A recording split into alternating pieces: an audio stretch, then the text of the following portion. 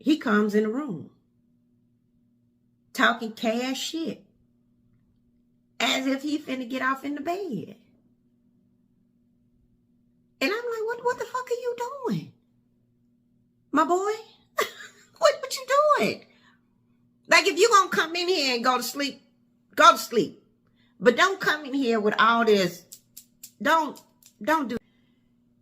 Get your shit and get the fuck out my house. Drop the keys on the table. I say, because we can't be in this house. Like, I went from, baby, I love you, to my nigga. It's finna be a problem. It's time for you to go.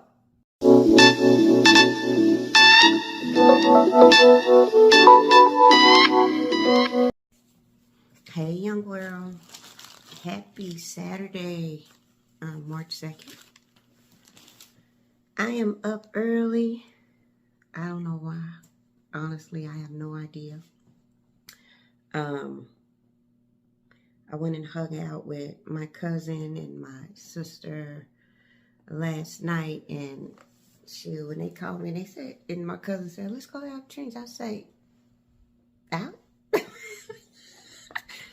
It's like, hang out? And she was like, yeah.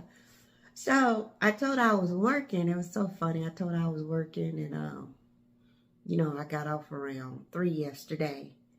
And she said, okay, so we ended up meeting up around 5, and I hadn't really eaten nothing. So I ate a little bit, and then she wanted to go to the next spot. And her question was, what you gonna do after we leave here? I said, I'm gonna go home and get in my bed. She said, what? She said, are you serious? We should go one more spot. And I was like, fam, I'll do it. But you know me, I don't just be hanging out. I don't feel no reason in just be hanging out in these streets. Like, ain't nothing out there.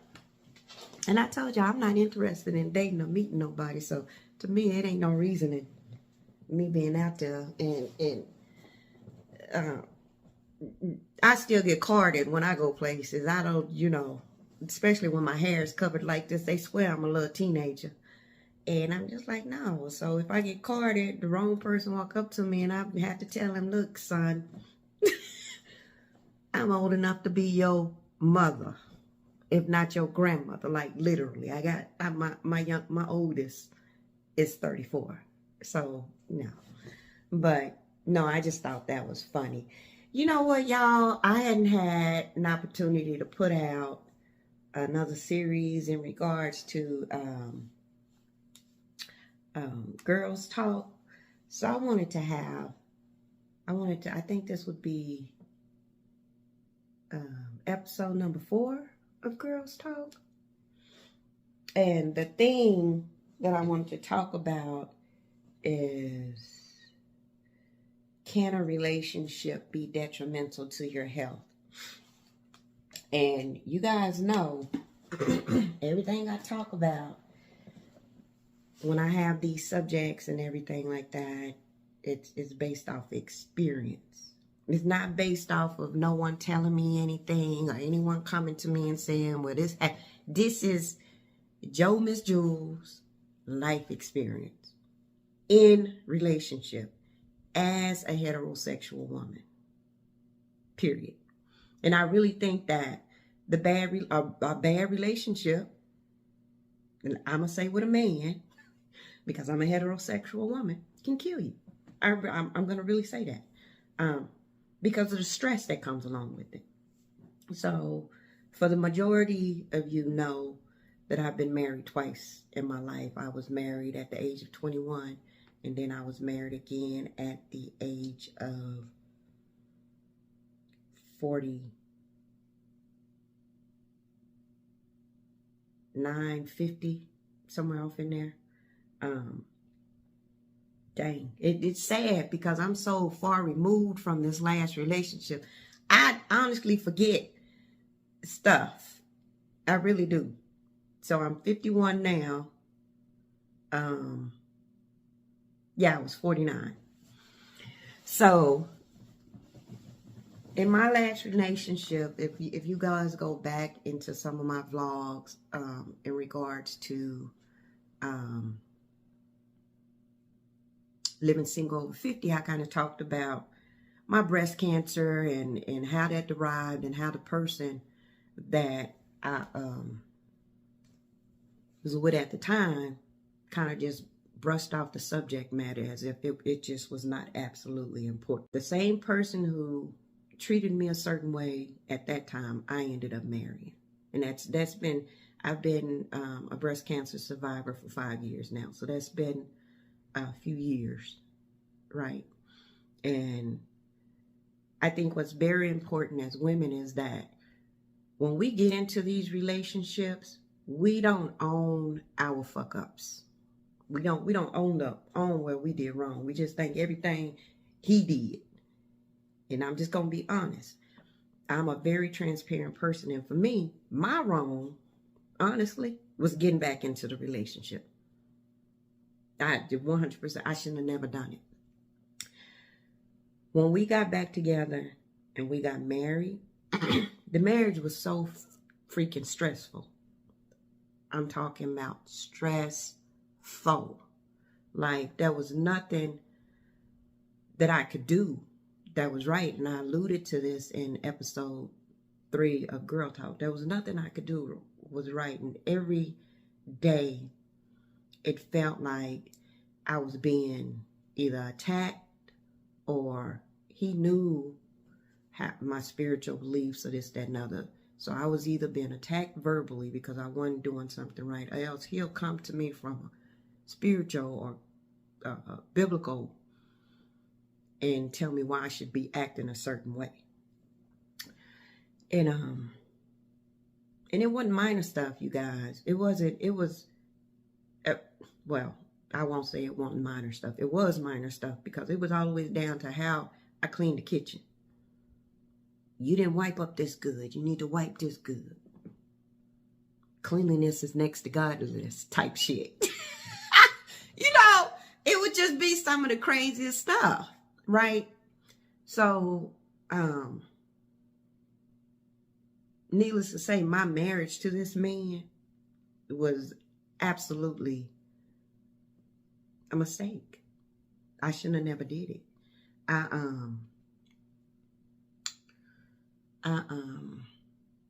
There was a point at a time towards the end of the marriage where I sought therapy because I was so freaking afraid.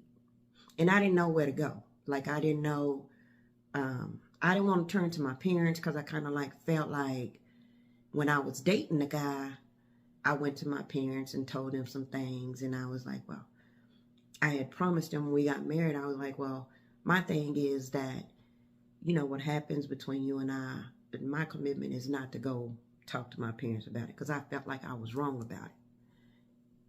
And he took that shit literally.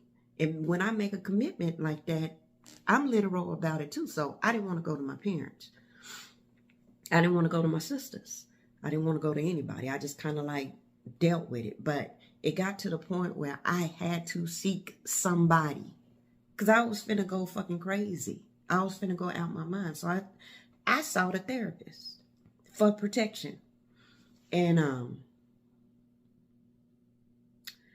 when I first sought out this therapist, my first session with her, I remember her telling me that the only way she'll contact any law enforcement during our therapy section is if she found out that I was in any harm, hurt, or danger. And when she said that, I'm still married to the man. I don't want... It's just... I didn't want anything to happen to him because I'm still in love with him. I'm still married to him. I want to make sure things turn out okay or things become okay. So when I would talk to her, we delve into my childhood. We delve into my young 20s. We talked about my husband, and I told her how, and she could feel and sense that it was more going on in my current relationship than what I was telling her. So she was asking all the right questions. She was asking all the right questions. And one thing I can say about therapy is that if you have the right therapist, they're very in tune, and who wants to be very in tune with you, who wants to understand you, they'll know exactly how to come across, and they'll ask you the right questions, and it'll really make you think about some things. Well, at this time, and I'll get back on my therapy section later, but at this time, I was so stressed out in the relationship. My blood pressure was 162 over 121. 162 over 1. I never had high blood pressure issues in my life. But my blood pressure was so high, I could not I can't close it now because of my little long nails, but I couldn't ball a fist. Like it was just absolutely impossible for me to ball up my hands. My head, if I sat up, it felt like my eyes was moving like this, like I was near stroke. I was near stroke. And he would question, why was I laying around so much? Because I couldn't stand up without fucking passing out. I couldn't stand up without passing out because I was so over it. And I honestly feel like the stress of the relationship, when I was dating him, I feel like that was the cause of cancer. I really do. And then I feel like in my marriage, because the things that I was going through, the verbal and emotional abuse that I was going through, that was the cause of my blood pressure going up so high. So I went to my therapist for I continued my therapy well after our separation. I actually didn't finish therapy until November of last year. So I went to therapy for more than a year. But I remember at the very beginning of my therapy sessions, just to get out of my house, to get away from this man, I would go sit in my therapy's parking lot for hours before my session started because I had nowhere else to go. And one day she had came and she noticed, my vehicle, and she started my therapy session early. And I was like, I didn't want to be at home. I was completely bawling and in tears. Like, I did not want to be at home. I didn't want to be in the presence of that person. And this was actually the week before I asked him to leave. And I told her, I was like, I am afraid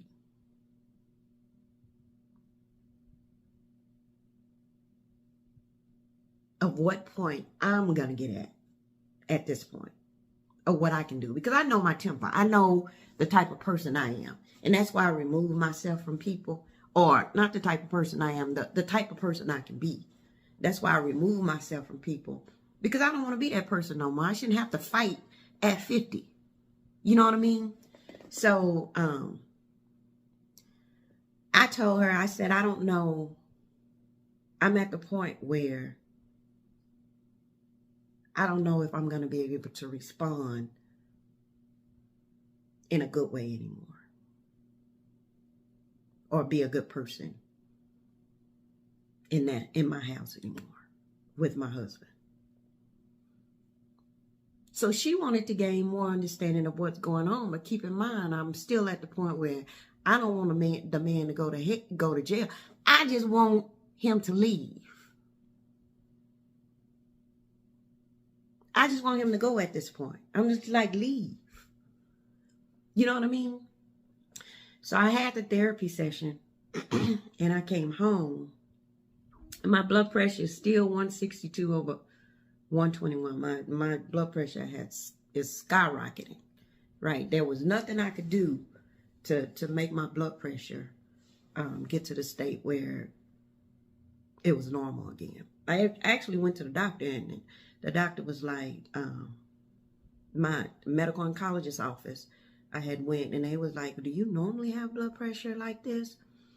And I could not control myself in the medical oncologist office. I was just crying. I was just boo-hooing. I'm talking boo-hooing, and I was apologizing. They was like, are you okay? Do we need to get someone in here who you need to talk to? Are you okay? And I just wasn't. I was not okay. And at that point, my blood pressure was, that's why the 162 over 121 sticks in my mind, because of that day. So after I came from my therapist's office and talking to her, I had came home. The shit started all over again. What I'm not doing right, calling me out my name, all this other stuff was just happening again. And eventually, it's weird because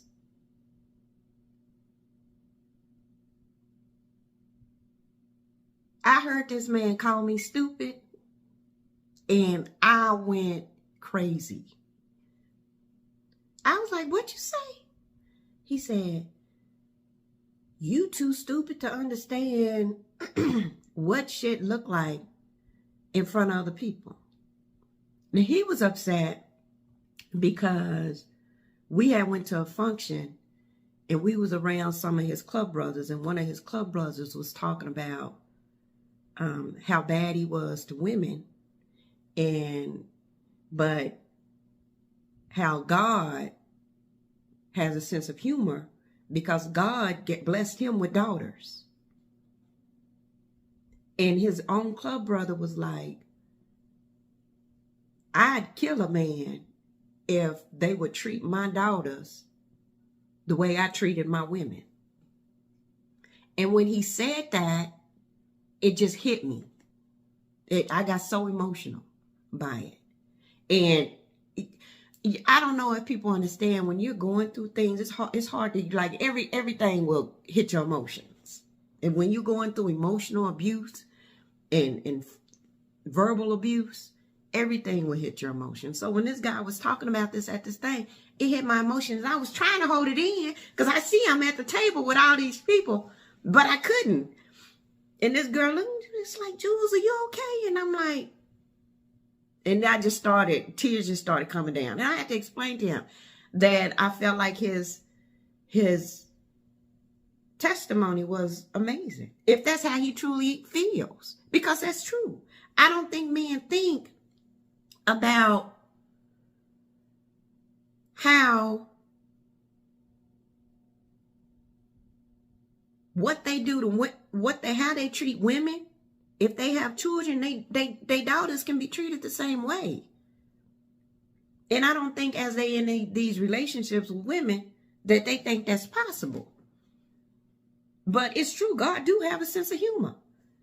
And the same shit that you put on one person, he will make you feel that. He will make you have to experience that whole thing. He will make you have to experience the entire situation in his own way. That's why when I talk about my stories and stuff, I talk about it from my story. I'm not talking about anybody else's story. I'm talking about it from my story. Yeah, there's people off in it, because it wouldn't be a story if people weren't there. But it's all based off me, right? So when when that stupid reference came out, I told him, I was like, why don't you just go? Like, I didn't pick up nothing or nothing like that. I was just like, why don't you just go? So he casually started packing up his stuff. Casually. Meaning it was some casual shit. He left, he went to Walmart, got some containers, brought it back, slowly put his stuff. But every time he'd come through, he'd attack me. with his words, right? And I'm talking fuck you, bitch, bitch, fuck you, fuck you. Nothing that I warranted.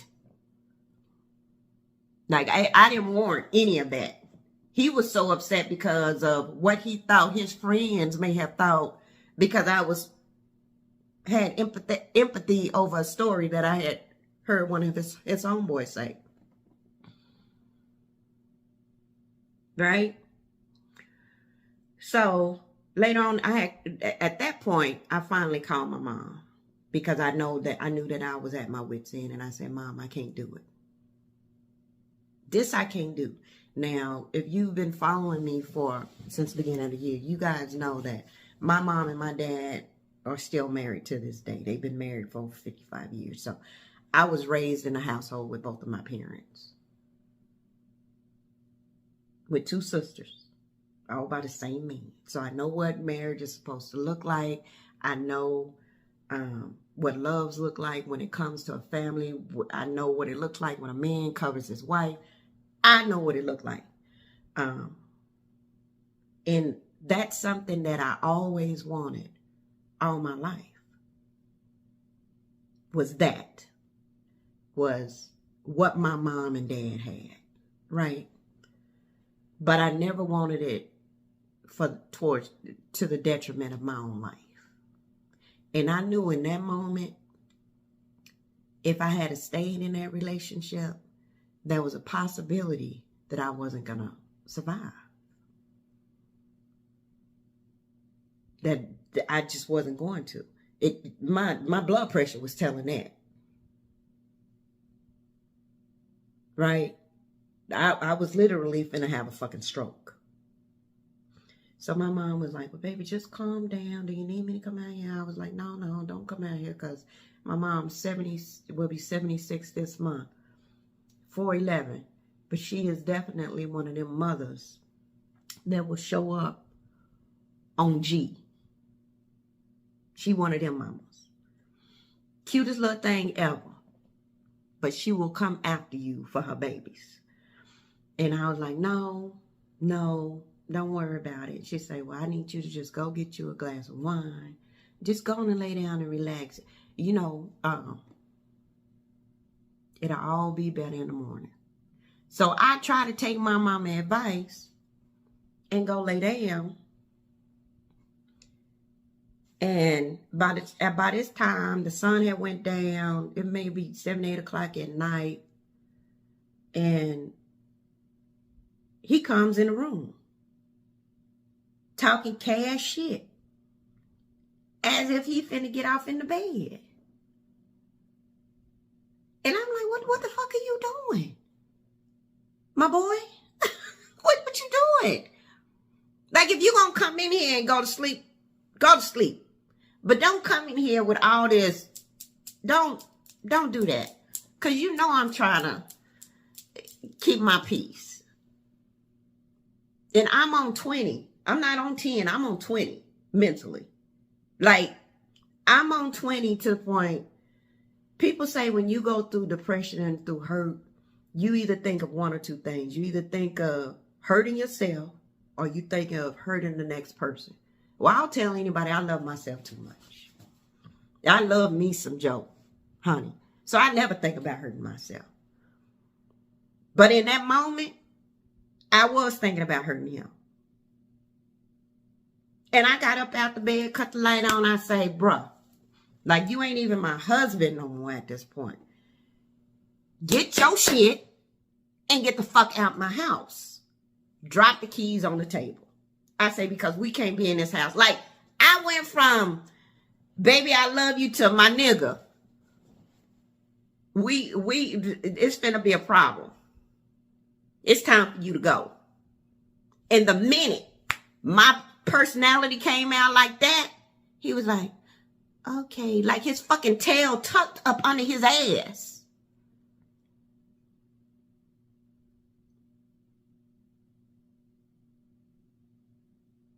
I kid you not. I kid you not. Okay, like the gender switched. Like my masculinity came out and his bitch up came out. That's what it was like. So he packed up what he could in that moment quickly and put it in his truck and went on about his business. I wake up the next morning, give me a cup of coffee. The fact that his energy was no longer in my house made it seem so much more peaceful. You know what I'm saying? I was able to work. Then I get a call, can I come get the rest of my stuff? As if I was hurting him. Like he was, now he playing victim. I had to sleep in my car all night. It's not comfortable. You's a man. Why you sleeping in your car? You didn't have money to go get your hotel room?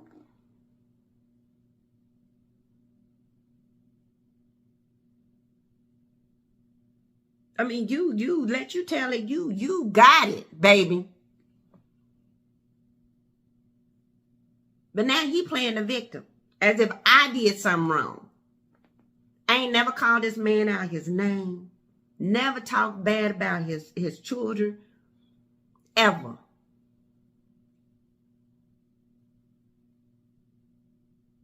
But the things that he did to me was unwarranted.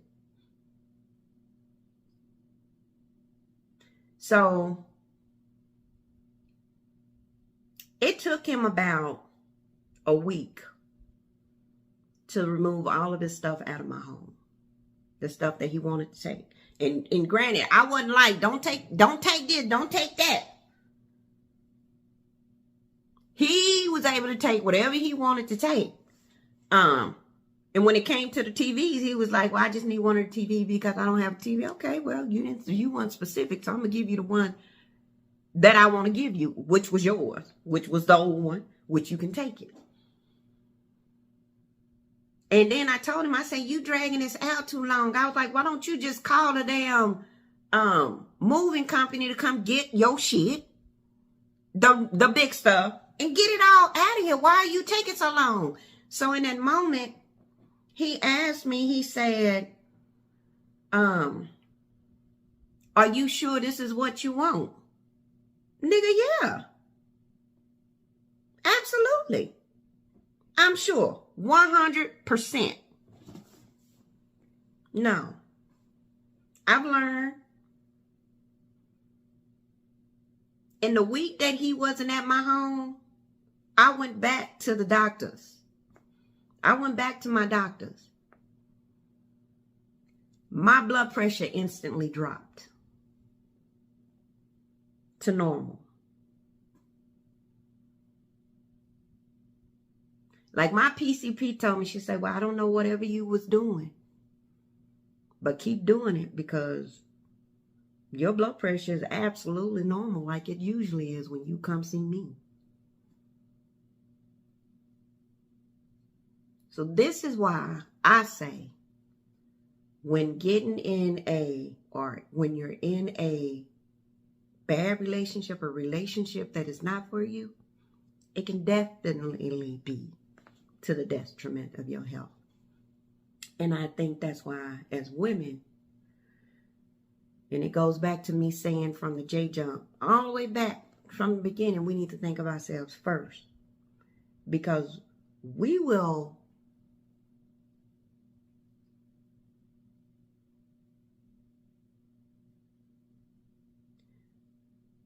definitely seek our demise, come to our demise, meet our demise, whatever words you want to throw off in there, to the detriment, to be with a nigga, to be with a man. Excuse me, I try not to use the N-word, doggone it, but see, this is a conversation where it just comes out.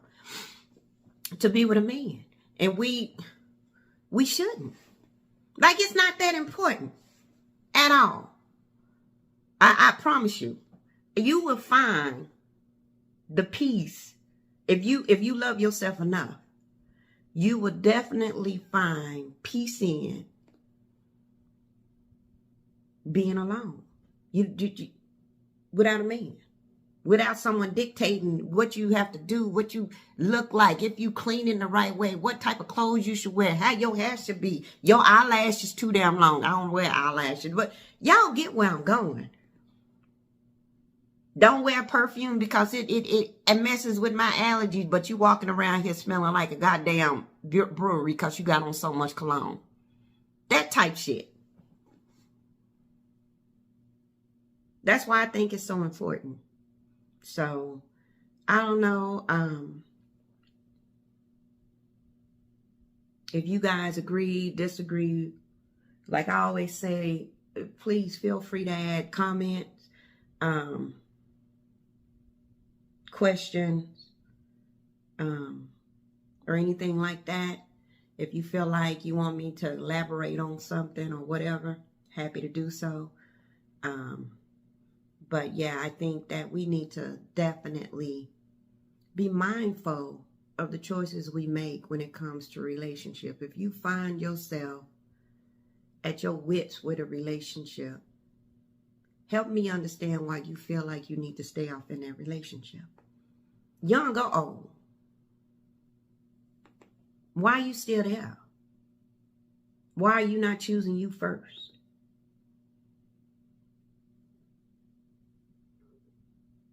And please remember that it's hard for me for someone when people say because of the kids, it's very hard for me to understand that because I raised my kids by myself.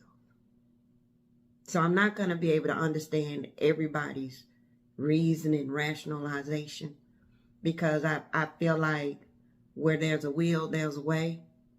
And oftentimes we make excuses of why we stay in bad situations.